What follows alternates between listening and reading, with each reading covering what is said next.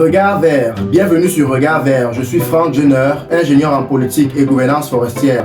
Regard vert, c'est votre espace de sensibilisation sur l'environnement et la gouvernance forestière au Cameroun. Aujourd'hui, nous allons parler d'une pratique très ancienne, très connue, mais aussi très risquée, le brûlage de la brousse. Beaucoup de personnes pensent que brûler la brousse est une activité normale. Certains disent même, on le fait depuis des années, il n'y a jamais eu de problème. Pourtant, la loi camerounaise ne voit pas toujours les choses comme ça. Pourquoi les populations brûlent les brousses? Soyons honnêtes. Le feu de brousse est souvent utilisé pour nettoyer les champs, préparer les saisons agricoles, faciliter la chasse ou dégager les terrains autour des habitations. Ce sont des pratiques anciennes, certes. Mais aujourd'hui, leurs conséquences sont devenues plus graves. Selon la loi numéro 2024/008 du 24 juillet 2024 portant régime des forêts et de la faune, le brûlage de la brousse est strictement encadré par l'État. On ne peut pas parler de brûlage de végétation librement.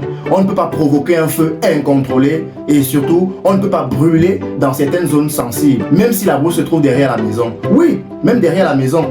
Pourquoi la loi encadre le feu de brousse? Parce que très souvent, le feu dépasse l'objectif de départ. On brûle pour nettoyer un champ et quelques temps après, le feu atteint des maisons, atteint des plantations, des forêts et même une zone habitée. Chaque année, ce type de situation provoque des dégâts importants. C'est exactement ce que la loi cherche à éviter. Selon la réglementation forestière actuelle, le feu de brousse est particulièrement interdit dans les forêts classées, autour des plantations forestières, près des cours d'eau, à proximité des zones protégées. Dans ces espaces, provoquer un feu peut être considéré comme une infraction environnementale. Il est important de comprendre une chose.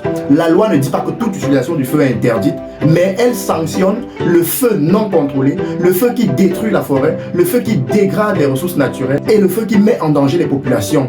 Dans ces situations, la loi prévoit des amendes, la répartition des dégâts causés et parfois une peine de prison selon la gravité. Donc oui, un simple feu peut devenir une affaire judiciaire. Par exemple, quelqu'un qui brûle son champ pour préparer la culture, le feu traverse la limite, il entre dans une plantation voisine ou atteint une zone forestière. À ce moment-là, ce n'est plus un simple nettoyage, c'est une infraction prévue par la réglementation de la forêt.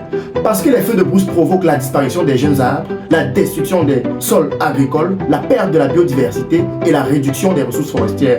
Autrement dit, le feu qui semble aider aujourd'hui peut créer des problèmes demain.